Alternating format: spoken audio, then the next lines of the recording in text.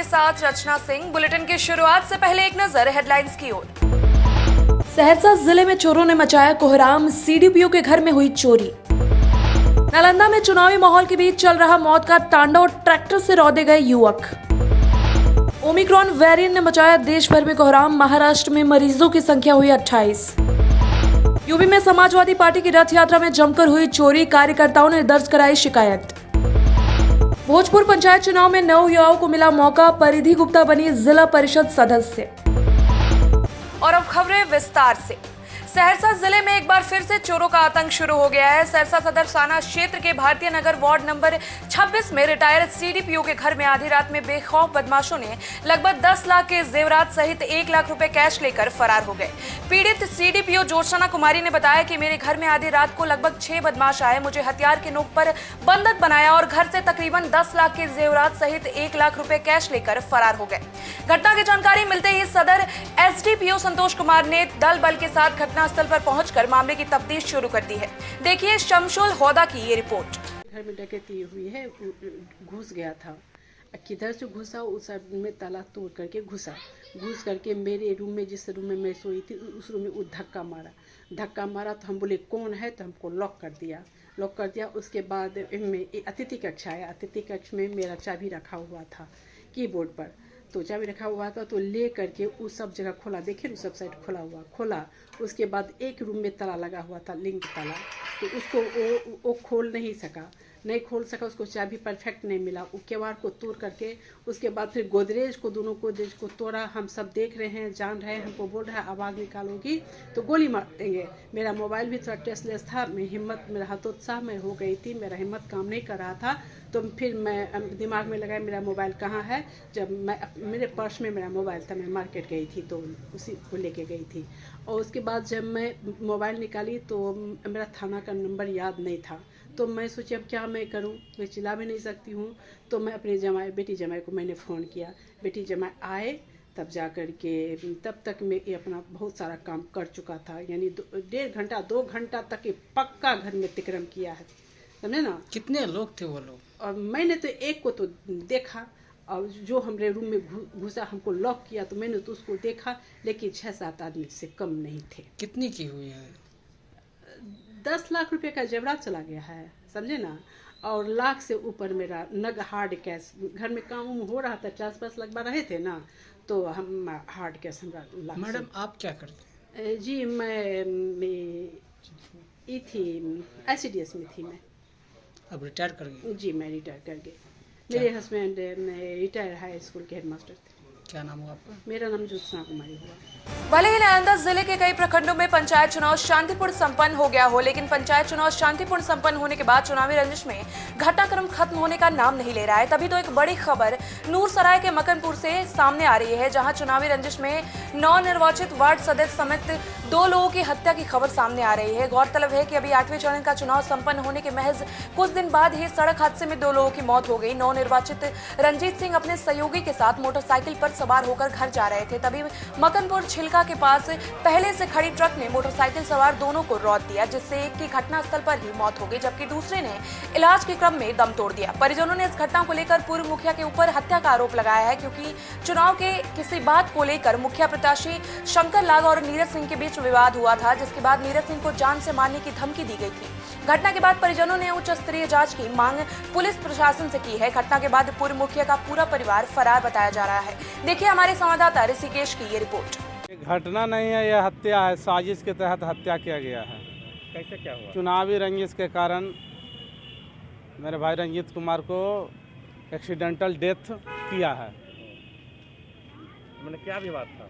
विवाद था, चुनाव था, पंचायत में खड़ा थे वार्ड सदस्य में, और मुखिया प्रत्याशी शंकर लाल था, उसका विरोध थे। अच्छा। इसी के चलते वो लोग ने साजिश रच करके ट्रक से पीछे से धक्का मरवा करके तो मौत करवाया है। चुनाव जीत चुके थे? हाँ, रंजीत सिंह चुनाव जीत चुके थे। कौन पद पर? वार्ड सदस्य पर। अभी हम मुखिया के प्रत्याशी के सपोर्ट कर रहे थे, वो भी जीत गए थे। अच्छा, तो कितने की मौत हुई है इसमें? इसमें 2 की मौत हुई है। एक पहले हुई है? एक दिन पहले हुई। एक ही साथ, एक ही मोटरसाइकिल पे थे दोनों। क्या नाम हुआ आपका? मेरा नाम बंटी सिंह है। हाँ, 1 तारीख को शाम को 5 साढ़े 5 बजे के आसपास दुर्घटना हुआ था। लेकिन दुर्घटना ये एक सुनियोजित दुर्घटना लग रहा है। ये जांच का विषय है। हम अपेक्षा करेंगे एसपी महोदय से कि इसका निष्पक्ष जांच हो। क्या लग रहा है विवाद पीछे? चुनावी रंजिश। ये जो मृतक है क्या है, ये जीते थे चुनाव? वार्ड सदस्य जीते हुए हैं। हाँ? उनके घर में एक मुखिया भी थे, मुखिया कैंडिडेट भी हैं। तो किस तरह से घटना को अंजाम दिया गया है? ट्रक से शाम को इन लोग जा रहे थे 2 आदमी से, एक आदमी स्पॉट डेथ उसी समय हो गया, एक इलाज के क्रम में आज हुआ है। तो किनके ऊपर आरोप लग रहा है? ये जांच का विषय पूर्व मुखिया जो हैं उनका ही नाम आ रहा है। इंटरनेशनल फ्लाइट से मुंबई आए 9 विदेशी नागरिकों समेत 10 लोगों की टेस्ट रिपोर्ट शुक्रवार को कोरोना पॉजिटिव आई है। इसके साथ ही महाराष्ट्र में ओमिक्रॉन के संदिग्ध संक्रमितों की संख्या बढ़कर 28 हो गई है। ये सभी 10 नवंबर से 2 दिसंबर के बीच मुंबई एयरपोर्ट पहुंचे थे। टीओआई की रिपोर्ट के मुताबिक शुक्रवार को दिल्ली के लोकनायक जयप्रकाश नारायण LNJP अस्पताल में ओमिक्रॉन वेरिएंट के 12 संदिग्ध मरीज भर्ती हुए हैं। आगामी चुनाव में उत्तर प्रदेश की सत्ता कब्जाने के लिए समाजवादी विजय रथ यात्रा पर निकले सपा के राष्ट्रीय अध्यक्ष अखिलेश यादव का झांसी में भव्य स्वागत किया गया, लेकिन स्वागत के दौरान कुछ ऐसा हुआ कि लोगों को थाने पहुंचकर शिकायत दर्ज करानी पड़ी। दरअसल दर्जनों कार्यकर्ताओं के मोबाइल व पर्स गायब हो गए। अनुमान के मुताबिक 2 दर्जन से ज्यादा फोन व हजारों रुपए चोरी हुए हैं। लक्ष्मी गार्डन से शुरू हुई यात्रा में बड़ी संख्या में कार्यकर्ता एलाइट चौराहे पर अखिलेश का स्वागत करने के लिए खड़े थे। जैसे ही अखिलेश का रथ आया तो स्वागत की होड़ में धक्का मुक्की हुई। जब रथ निकल गया उसके बाद कार्यकर्ताओं ने अपनी जेबें देखी तो वे सन्न रह गए। तमाम लोगों के मोबाइल व फोन पर्स गायब हो चुके थे। बाद में वे सभी लोग नवाबाद थाने पहुंचकर शिकायत दर्ज कराई।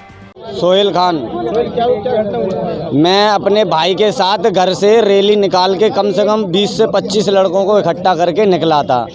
एलाइट चौराहे पे जब आगे खड़े हुए तो वहाँ पे धक्का मुक्की से सब लोग गिरने के बाद खड़े होने के बाद जब किसी की जेब पे हाथ, किसी के सीने पे हाथ गया तो किसी के पैसे, किसी के मोबाइल।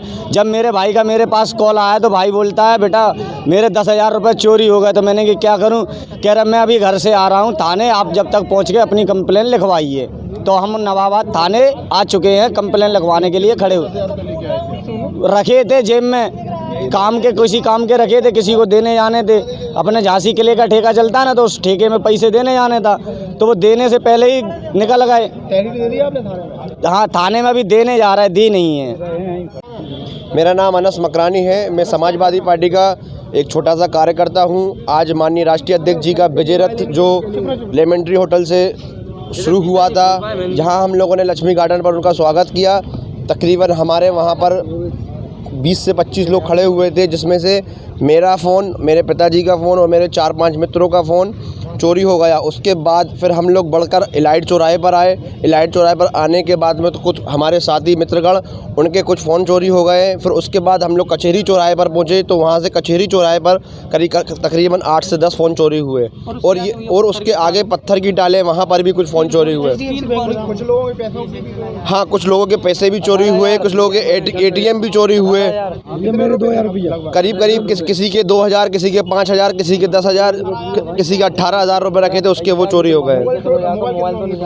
मोबाइल करीबन मतलब लक्ष्मी गार्डन से लेके अगर देखा जाए तो अभी तक 25 से 30 मोबाइल चोरी हो चुके हैं। अभी हम नवाबाद थाने में अपनी तहरीर देने के लिए आए हैं और माननीय अध्यक्ष जी ने मतलब आश्वासन दिया है कि हम आप पूरे मतलब आपकी सहयोग करेंगे। पंचायत चुनाव के महासमर में भोजपुर में युवा और शिक्षित वर्ग को भी लोकतंत्र के महापर्व में क्षेत्रीय विकास की अगुवाई करने का अवसर देकर क्रांति की मशाल जलाई जा रही है। भोजपुर जिले के कोइलवर के जिला परिषद क्षेत्र संख्या 30 से जब MBA की डिग्री हासिल करने वाली युवा उम्मीदवार के तौर पर परिधि गुप्ता ने पंचायत चुनाव में जिला परिषद का चुनाव लड़ने का फैसला किया, तब उन्हें भी नहीं पता था कि जातीय राजनीति की धुरी बन चुके बिहार के यहाँ के मतदाता, शिक्षित और युवा वर्ग को अपना जनप्रतिनिधि निर्वाचित कर बिहार में लोकतंत्र की जड़ें मजबूत कर देंगे। MBA की छात्रा के रूप में प्रतिबंध की पढ़ाई पूरी कर परिधि ने वर्ष 2021 के त्रिस्तरीय पंचायत चुनाव में जिला परिषद सदस्य के पद पर चुनाव जीतकर समाज में बदलाव का संदेश दिया है। देखिए विजय शंकर ओझा की ये रिपोर्ट। परिधि, आप MBA की हुई हैं और आपने पंचायती चुनाव में हिस्सा लेने का फैसला किया, तो आपने क्या सोच करके पंचायत चुनाव में अपनी भूमिका तय की और आपने चुनाव लड़ा? जी, सबसे पहले बहुत बहुत धन्यवाद आप सभी का। और मैं परिधि गुप्ता कोलवर दक्षिण 30 से खड़ी हूँ जिला परिषद के लिए। और जो है कि जनता ने मुझे बहुत पसंद किया है। जो हमारे गार्जियन हैं, जो हमारे जो माताएं हैं, बहनें हैं और ये नवयुवक भाई बहन हैं, उन्होंने मुझे बहुत पसंद किया और उन्होंने मुझे जिताया बहुत अच्छे मत से। तो उनका मैं बहुत बहुत धन्यवाद प्रकट करती हूँ। और मेरा इस पंचायती चुनाव में आने का मेरा यही मकसद यही था कि आज की जो जिला के जो भी ग्रामीण क्षेत्र की और जिला की जो भी समस्याएं हैं, चाहे वो कृषि से रिलेटेड हो, चाहे वो एजुकेशन से रिलेटेड हो, चाहे वो जो हमारे एजुकेशन हो गया, कृषि फील्ड हो गया, या फिर हमारा जो हॉस्पिटल से रिलेटेड है, ये सारी बहुत सारी समस्याएं हैं। जो हमारी योजनाएं आती हैं, बहुत सारी योजनाएं बनती हैं, बहुत सारे लोगों को जागरूक नहीं है कि हमारी योजनाएं कितनी कितनी बनती हैं, कितनी कितनी आती हैं।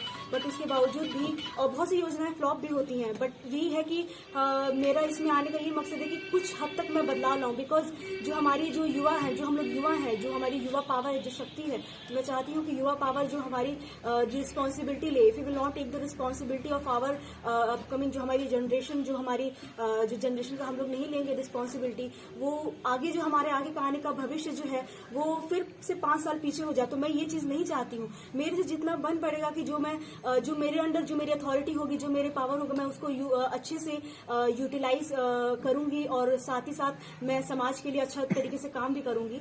और साथ ही साथ जो मैं ये भी कहना चाहती हूँ कि जो हमारे नवयुवक भाई बहन हैं, जो हमारी आने वाली जो पीढ़ियां हैं, जो वो देख के मेरे से भी वो सीखें कि जो वो जिस क्षेत्र में हो, चाहे वो एक अपने एजुकेशन क्षेत्र में हो, चाहे वो किसी फील्ड में, जैसे अगर वो खेल के क्षेत्र में भी आगे आना चाहते हैं, वो आगे आए। जब तक कि वो खुद एक डिसीजन नहीं लेंगे, आगे आना बहुत मुश्किल हो जाएगा। तो मैं चाहती हूँ कि हर एक जो बच्चियां हैं, जो माताएं हैं, जो बहनें हैं, वो सारे लोग अपने खुद एक जो है कि समझें चीजें, डिसीजन लें और जो है कि जो समाज के लिए अपना योगदान भी करें। और मैं साथ ही साथ जो है कि मैं सबसे ये भी कहना चाहती हूँ कि हमारे जो समाज में जो बहुत सारी कमियां हैं, जो हमारी जो ग्रामीण क्षेत्र की जो बहुत सारी कमियां हैं, जो हमारे बहुत सारे लोग टेक्नोलॉजी से उतना नहीं जो है कि ज़्यादा कनेक्टेड हैं, मैं चाहती हूं कि वो सारी चीज़ें हो, एजुकेशन से रिलेटेड हुआ, जो हमारी लाइब्रेरीज हो, जो सिस्टमैटिक ढंग से जो होती है पढ़ाइयाँ, वो चीज़ उतनी नहीं है। उतनी इंडिया रिपोर्ट के इस बुलेटिन में आज के लिए बस इतना ही। आगे की तमाम खबरों से जुड़े रहने के लिए बने रहिए इंडिया रिपोर्ट के साथ।